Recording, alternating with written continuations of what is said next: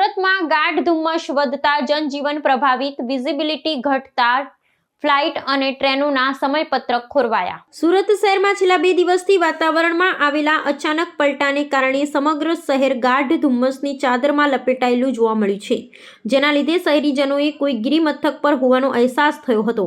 વહેલી સવારથી છવાયેલા આ ધુમ્મસને કારણે દૃશ્યતા નહિવત થઈ જતા જનજીવન અને ખાસ કરી પરિવહન સેવાઓ પર વ્યાપક અસર પડી છે. રાષ્ટ્રીય ધોરીમાર્ગો પર વાહનોની ગતિ ધીમે પડી ગઈ હતી અને અનેક વાહન ચાલકોના ધોળા દિવસે પણ લાઇટો ચાલુ રાખી મુસાફરી કરવાની ફરજ પડી હતી. આ પ્રતિકૂળ હવામાનની અસર સુરતની કનેક્ટિવિટી પર પણ જોવા મળી હતી. સુરત આંતરરાષ્ટ્રીય વિમાન મથક પર ઓછી દૃશ્યતાને કારણે 2 વિમાનોના આગમન અને પ્રસ્થાનમાં વિલંબ થયો હતો, જેનાથી મુસાફરો અટવાયા હતા.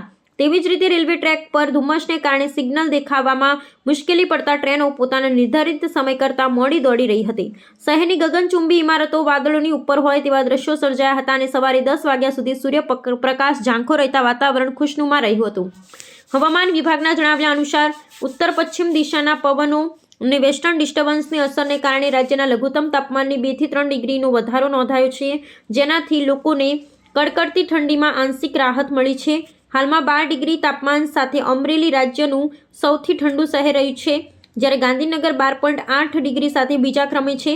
હવામાન વિભાગે આગાહી કરી છે કે આગામી 2 દિવસ સુધી ધુમ્મસ અને ઠંડીનું જોર યથાવત રહેશે. ત્યારબાદ તાપમાનમાં ફરી 1 થી 2 ડિગ્રીનો વધારો થવાની શક્યતા છે.